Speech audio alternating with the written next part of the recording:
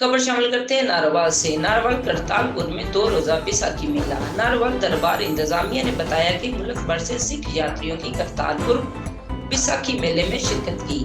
बैसाखी मेले में शिरकत के लिए बरास्ता वागा 3000 यात्री करतारपुर तशरीफ लाए। मकामी बरास्ता वागा आने वाले यात्रियों ने रात करतारपुर में कयाम किया। यात्रियों के लिए रिहाइश और खाने के बेहतरीन इंतजाम किए गए।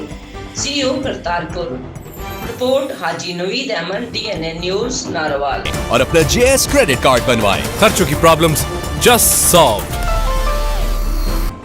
खबर शामिल करते हैं नारोवाल से। गंदम की स्मगलिंग नाकाम बना दी गई। नारोवाल जिला इंतजामिया ने गंदम की बड़ी कैब स्मगलिंग करने की कोशिश नाकाम बना दी गई। असिस्टेंट कमिश्नर फारूक आजम ने अपनी टीम के हमरा अहमदाबाद चेक पोस्ट पर गंदम के भरे हुए 10 ट्रक रोक लिए।